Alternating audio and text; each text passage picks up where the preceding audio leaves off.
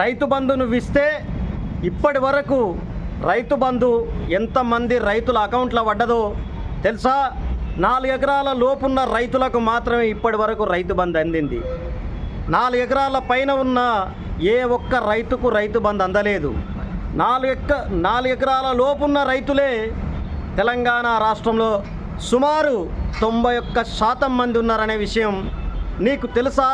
వ్యవసాయ శాఖ మంత్రి పేరుకే వ్యవసాయ శాఖ మంత్రిగా వ్యవహరించడమేనా?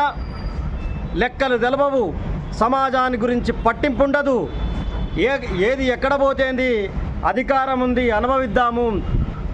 పెట్టుబడులు పెట్టి రాజకీయ వ్యవస్థ ఎప్పుడైతే ఈ పెట్టుబడులను ప్రోత్సహించే విధంగా వచ్చిందో కోటరు అనే విధానంతో ఆ పెట్టుబడులను రాబట్టుకోవడం కోసం వాళ్ళు చేసే ప్రయత్నంలో భాగంగానే ఈరోజు తెలంగాణ రాష్ట్రంలో మౌలిక వసతులు కరువైనవి. రైతు పొలాలు ఎండిపోతున్నవి. ఎండ తీవ్రత పెరిగింది.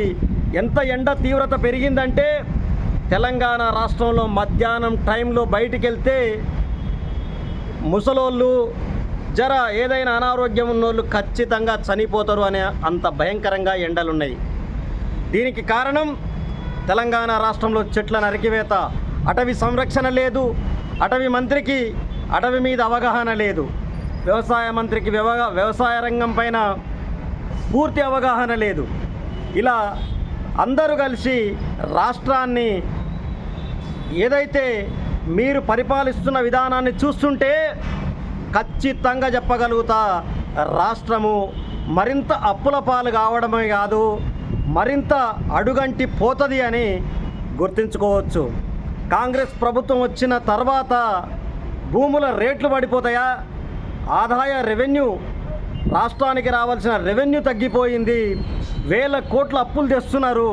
అప్పులు కట్టేది పక్కన పెట్టి అప్పులు తేవడానికి ప్రోత్సహిస్తుంది ఈ కాంగ్రెస్ ప్రభుత్వం.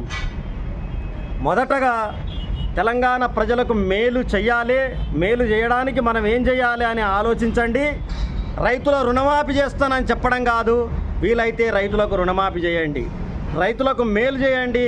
రైతుల పట్ల పోరాటం చేసినట్టుగా, యజ్ఞం చేసినట్టుగా గత ముఖ్యమంత్రి రైతు బంధు అనే స్కీముని రోల్ మోడల్గా తీసుకొచ్చిండు. అటువంటి గొప్ప పథకాన్ని ప్రవేశపెట్టండి, రైతులకు చేయూతనివ్వండి.